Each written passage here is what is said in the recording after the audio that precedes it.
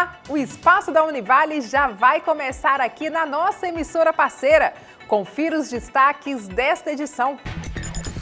O presidente da FPF recebe a maior homenagem da Polícia Militar. Oficina veterinária produzem manteiga caseira na Univale. E ainda, Semana do Produtor Rural ressalta a importância do setor para o desenvolvimento da região. Egresso do mestrado da Univale apresenta trabalho em Conferência da Economia do Bem Comum na Holanda. Tudo isso e muito mais você confere agora no Uninews.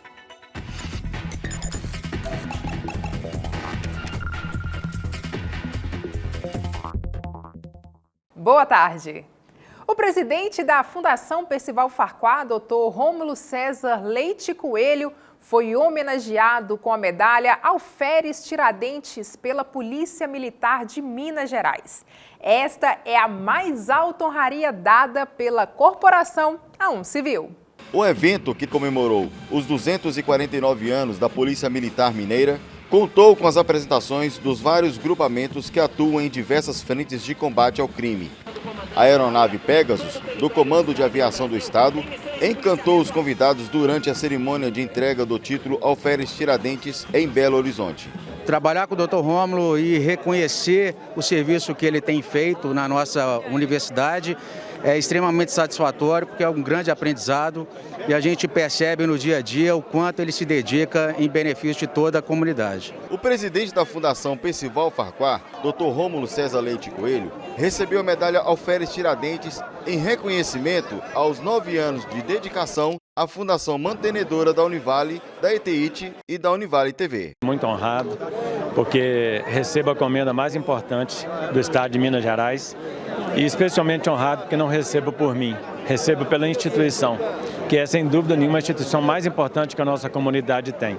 Portanto, essa medalha pertence a toda a comunidade de Valadares e região, porque é o trabalho que a nossa instituição, a Fundação Percival Farquhar e suas mantidas, a Univale TV, a ETIT, prestam nesses 57 anos. Representa muito porque é o propósito de vida dele, né, que é servir ao próximo.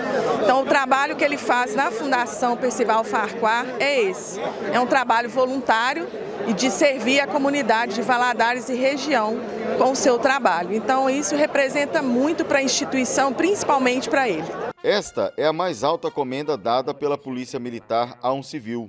Policiais que se destacaram no serviço à comunidade também foram homenageados. A reitora da Univale celebrou esse novo tempo de desenvolvimento da universidade. O reconhecimento, que o próprio Estado faz ao trabalho, à dedicação e todo o compromisso dele com todas as mantidas da Fundação Percival Farquhar, principalmente com a Universidade Vale do Rio Doce.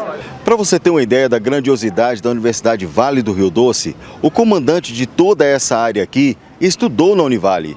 Começou fazendo engenharia, se apaixonou pelo direito e logo se ingressou na carreira da Polícia Militar. A alegria também de fazer memória desse tempo importante na minha vida em relação aos estudos que iniciaram naquele educandário.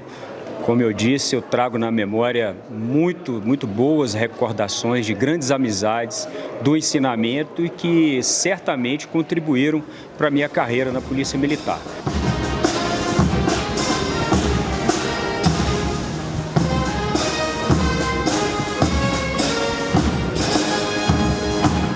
Agora eu quero saber se você já é o nosso seguidor. Ainda não? Então abre aí o seu Instagram e digita @UnivaleTV e fique por dentro de mais notícias. E daqui a pouco, em aula prática, alunos de medicina veterinária põem a mão na massa e produzem um produto delicioso derivado do leite.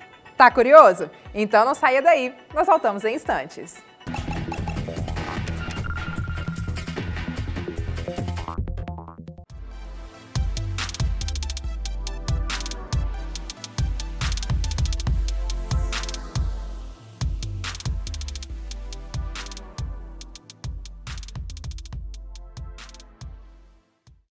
Não perca a chance de estudar na universidade com mais de 14 cursos nota máxima no MEC.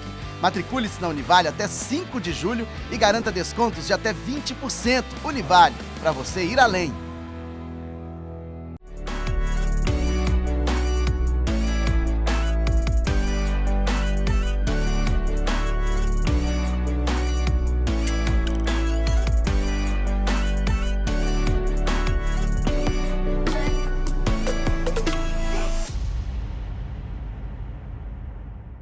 Sou a Univale. Sou gente, sonhos e história. Nasci em Valadares e vejo meus legados na extensão de um vasto mundo. Sou a Univale, sinônimo de transformação. Por isso estou de cara nova, com a identidade que reforça conexões com a sociedade e o futuro. Acesse univale.br/nova marca e conheça tudo o que somos e seremos juntos. Porque para mim isso aqui nunca foi sobre emitir diplomas. Sempre foi sobre definir destinos.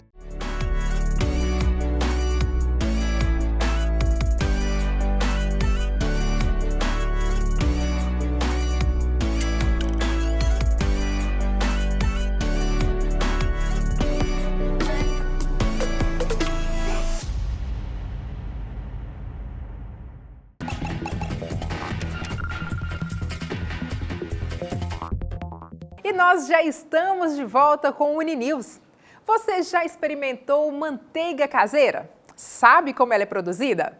Pois saiba que aqui na Univale, os estudantes de medicina veterinária também têm essa prática dentro do curso. A aula destes alunos de medicina veterinária da Univale hoje é na cozinha. E você não entendeu errado não. De forma prática e lúdica, eles estão aprendendo sobre inspeção e produtos derivados do leite.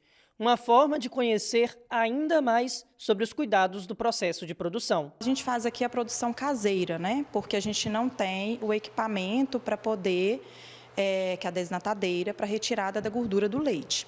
Então, a gente já compra o creme de leite fresco, pasteurizado, e a gente utiliza ele, né, para a produção com sal. Então, a gente bate esse creme de leite, faz a lavagem da manteiga depois que bate para retirar o leitelho, né, que a gente chama, que é aquela parte mais aquosa do leite, que ainda fica resíduos. Então, a gente retira o leitelho, faz essa lavagem e aí a manteiga está pronta. Esta disciplina trabalha com os alunos toda a cadeia produtiva do leite, desde a retirada até o produto final, que vai direto para a mesa do consumidor. Desta vez, estão empenhados na produção de manteiga caseira. Quer aprender também? Então anota aí os ingredientes. Você vai precisar de creme de leite desnatado, sal a gosto e água, de preferência gelada. Vamos lá, adicione todos os ingredientes em uma batedeira e bata por cerca de 30 minutos. No meio do processo, lave a manteiga com a água gelada e bata um pouco mais, até ficar nesta consistência. E prontinho! Agora é só escolher o acompanhamento e experimentar. Contribui com o conhecimento, né, que a gente, na aula de inspeção de leite, a gente aprende a inspecionar o leite, a qualidade, tudo. E sabe o que vai vir a ser, né? Igual na nossa aula aqui de hoje, a gente está aprendendo a fazer a manteiga. E contribui muito na minha formação como médico veterinário. É interessante entender, não só teoricamente, também como prática, de como que funciona o processamento, cada etapa de cada produto. E hoje aqui na manteiga é isso que a gente já está fazendo. A gente já discutiu na aula como que funciona em um laticínio, como que é a produção, a importância de cada etapa e hoje a gente vê na prática.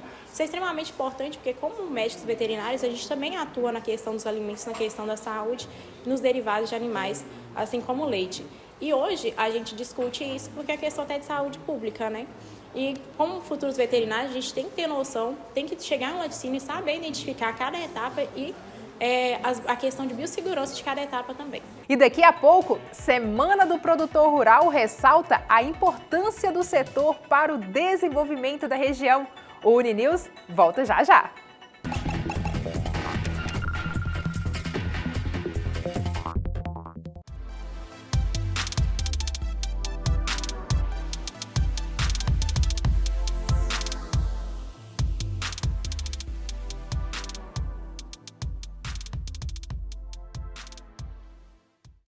Não perca a chance de estudar na universidade com mais de 14 cursos nota máxima no MEC. Matricule-se na Univale até 5 de julho e garanta descontos de até 20%. Univale, para você ir além.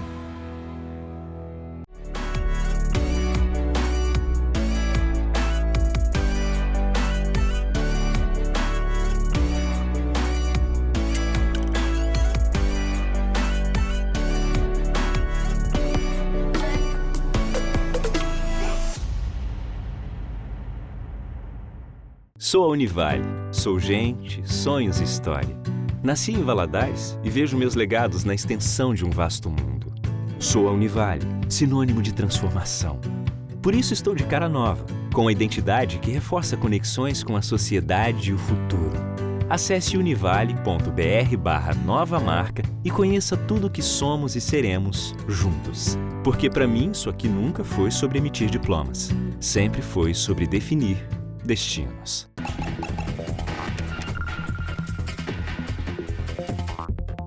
E nós já estamos de volta com o Uninews.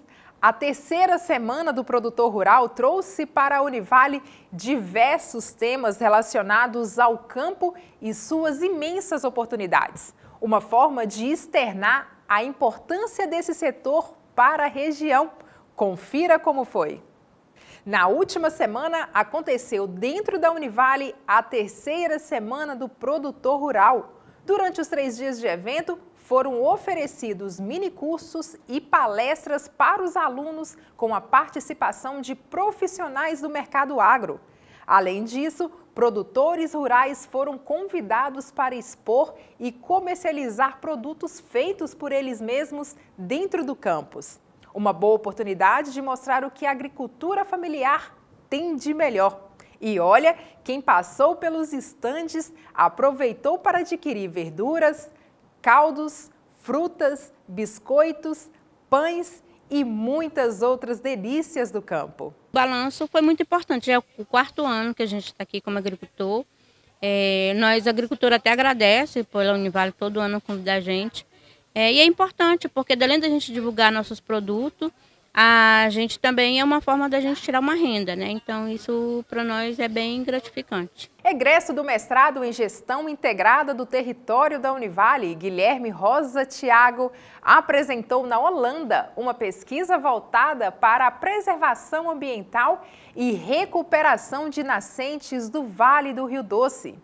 A proposta da pesquisa apresentada pelo advogado está alinhada aos objetivos da Conferência Internacional da Economia do Bem Comum, um evento de modelo econômico que visa a melhoria da vida das pessoas, com empreendimentos voltados a valores comprometidos com a dignidade humana, solidariedade e justiça social, sustentabilidade ambiental e transparência. O programa Olhos d'Água, estudado pelo egresso, tem como proposta, em longo prazo, restaurar as 300 mil nascentes da bacia hidrográfica do Rio Doce. E você que está nos acompanhando, já nos segue também nas nossas redes sociais? Aproveita esse momento e já siga o perfil da Univale TV no Instagram. O nosso Instagram é @UnivaleTV. Fique por dentro dessas e de outras notícias também. O Uninews chega ao fim, mas eu te espero no próximo encontro. Univale TV, a TV que te conecta ao conhecimento. Até lá. Tchau, tchau.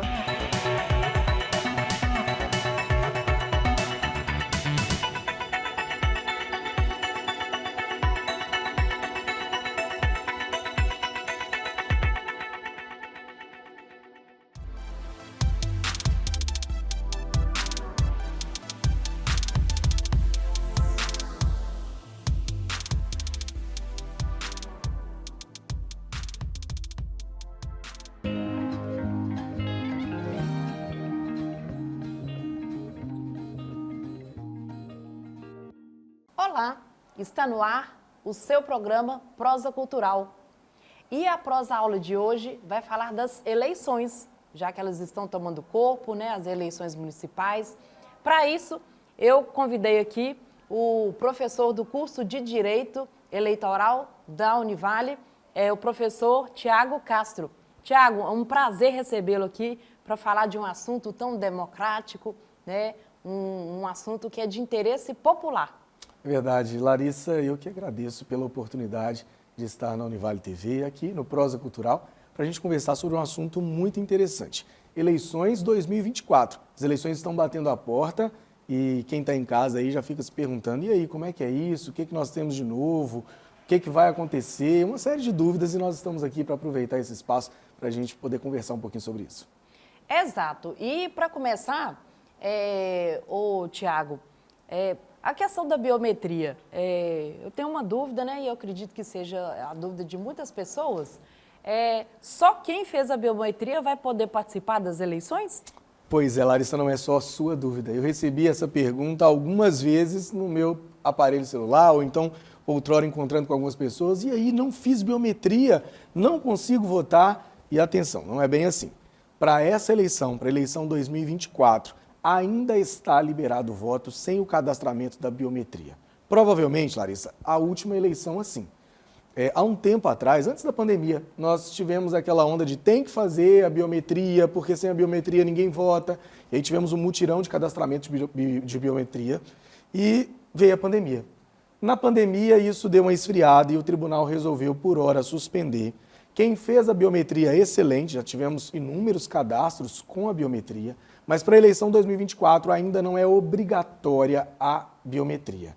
Portanto, você não fez a biometria, dá tempo ainda de consultar no site do TRE, entrar no site, verificar se está com a inscrição regular, tudo belezinha. Verificou isso, tudo bem. Tiago, não fiz a biometria, mesmo assim você pode votar, está liberado. E caso a pessoa não esteja, né, com a inscrição regular do título de eleitor, o que ela pode fazer? Alguns casos ainda há tempo. Tiago, eu não paguei a multa, eu preciso pagar essa multa porque eu não votei em 3 eleições, porque olha só, se você tem o título de eleitor e votar é obrigatório, conforme a nossa Constituição Federal, se você não vota, você tem a opção de justificar. Se você não justifica, você tem a opção de pagar uma multa, inclusive uma multa irrisória. Se você não paga essa multa, essa multa é aproximadamente R$5 por eleição. Se você não paga essa multa e passam 3 eleições e você não toma nenhuma atitude com relação a isso, o seu título ele é suspenso. Ele fica lá, na gaveta do TRE. E qualquer coisa que você for fazer que dependa desse título, dessa regularidade... De comprovação, de participação nas eleições, né? Exatamente. Por exemplo, um passaporte. Por exemplo, um ingresso na universidade. Para tudo isso, você depende de uma quitação eleitoral. Dizer, olha, você está quite com a Justiça Eleitoral. E você não estando quite com a Justiça Eleitoral, você tem uma série de problemas. Mas, Tiago, eu não estou regular e quero me regularizar. Você vai entrar no site da Justiça Eleitoral, você vai descobrir o seu problema, se é esse mesmo, e em alguns casos ainda é possível emitir a guia, fazer o pagamento para estar regular com a Justiça Eleitoral. Ou seja, a participação nas eleições é uma questão de cidadania, realmente, de fato. Né? De fato. A eleição é o exercício da democracia. Eu costumo brincar, Larissa, que é a festa da democracia. Sim. Algumas pessoas falam, é muito ruim esse negócio, tem que votar e tudo mais. Veja só, nós temos a possibilidade, eu sei que muitas vezes a política decepciona, mas nós temos a possibilidade de trocar, isso é muito bom. E nós temos países no nosso mundo que a gente não tem possibilidade de trocar. Com monarquias absolutistas, né? Absolutistas, exatamente. Sistemas regidos por religião, não por uma Constituição. Exatamente. Né? E aqui nós temos a Constituição Federal que nos garante 4 anos de mandato, não está bom, nós vamos à urna, votamos e substituímos. Isso é muito bom. Certo. Outra dúvida que eu acredito também que seja de interesse comum é a questão do voto branco e do voto nulo. Ele beneficia o candidato que, porventura, esteja ganhando, né? Exatamente. Isso é um grande mito e esse mito ele corre por todas as eleições. Começou a eleição, você vai ouvir assim, eu vou votar nulo ou eu vou votar em branco, porque, de certa maneira, se tivermos mais de tantos votos nulos, tantos votos brancos, tem que ser feita nova eleição com novos candidatos. Não caia nesse mito. Isso é absolutamente uma mentira. O voto branco e o voto nulo, ele não beneficia ninguém. Ele simplesmente, aquele que escolheu votar em branco ou escolheu anular o seu voto, ele simplesmente não escolheu nenhum candidato. Mas você, neste momento, outorga uma procuração para aquele que está escolhendo um candidato escolher por você. Olha, eu não quero votar, vou votar em branco ou vou anular o meu voto. Tudo bem, mas a Larissa quer, a Larissa tem um candidato dela. O que a Larissa faz? A Larissa vota. Eu votei em branco ou em nulo, está tudo certo, anulei meu voto, a Larissa votou no candidato. Se tivermos uma eleição onde 10 sejam os eleitores, claro, aqui um caso hipotético, 10 sejam os eleitores, e esse candidato teve 5 votos e os outros 5 foram nulos, nós temos um candidato eleito com 5 votos, está tudo certo. E reforça a questão da democracia, porque a pessoa não é obrigada a votar num candidato, ela tem uma outra alternativa, né? Que é o voto branco e o nulo. Exatamente. E aí, basicamente, tecnicamente, qual que é a diferença entre voto branco e nulo? Bora lá. O branco, você avisa assim, olha, eu estou votando em branco, eu não quero votar em nenhum desses candidatos, para mim, isso aí, esses que estão aí não me representam. O voto nulo é quando eu digito um número qualquer na urna lá. O número é 50, 25, 30, tá lá, digitei um número qualquer. Não existe candidato com esse número, eu estou anulando o meu voto. Para as questões de definição quem é o eleito ou quem não é, isso não importa. Esse voto em branco, esse voto em nulo, ele não vai ser utilizado em nenhuma hipótese. Não vai para candidato A, nem para candidato B. Está resolvido sobre isso. Hierarquicamente só diz o seguinte, quando eu manifesto o meu voto branco, que eu vou lá e aperto a tecla em branco, eu estou afirmando que eu não quero votar em nenhum candidato. O nulo não, o nulo eu estou anulando por qualquer outro motivo, não necessariamente porque nenhum deles me representa. Inclusive, tem voto nulo porque votou errado. Sim. As pessoas às vezes esquecem o número e aí eu digito um número que não existe na urna. Esse voto é o quê? É nulo. Ele queria votar num candidato? Queria. Mas ele errou o voto dele. Exatamente, né? Esse é o voto nulo.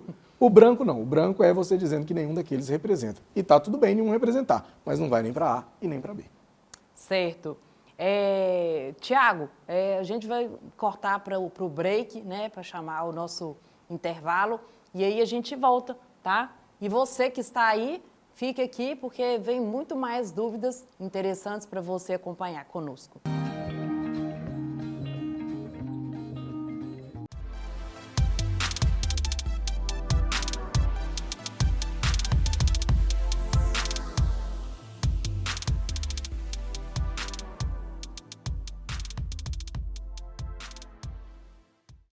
Não perca a chance de estudar na universidade com mais de 14 cursos nota máxima no MEC. Matricule-se na Univale até 5 de julho e garanta descontos de até 20%. Univale, para você ir além.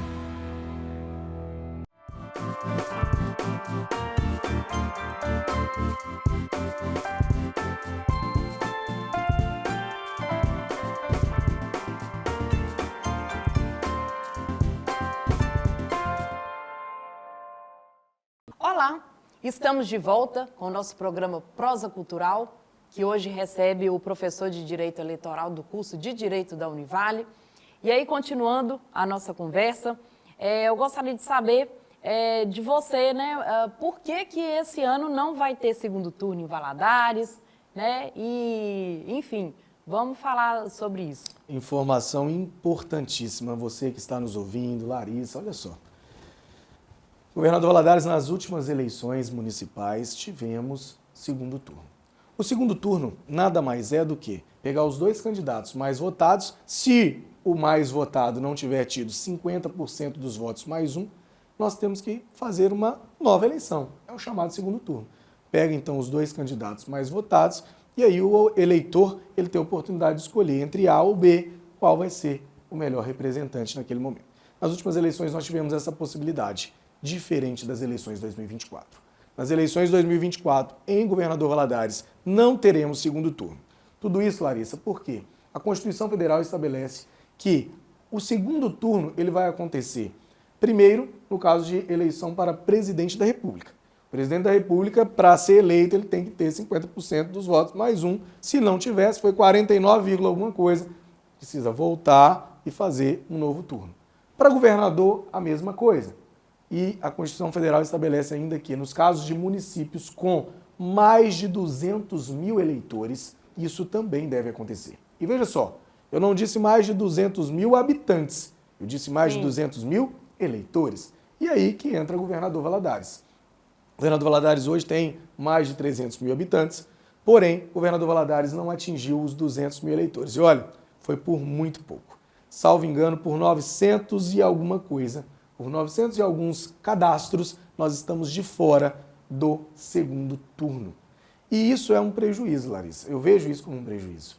Se nós tivermos em Governador Valadares, por exemplo, 5 candidaturas, se nós tivermos dessas 5 candidaturas essa divisão dos aproximadamente 200 mil eleitores, mas nós apuramos, tirando brancos e nulos, nós vamos apurar aí talvez 140, 150, vamos colocar que é 150. Se divide esses 150 por 5 candidatos, aquele que tiver pouca coisa a mais pode ser o eleito. Se ele tiver 30 mil votos e o restante for diluído nos outros 4 candidatos, com 30 mil votos pode ser eleito o prefeito ou a prefeita da cidade.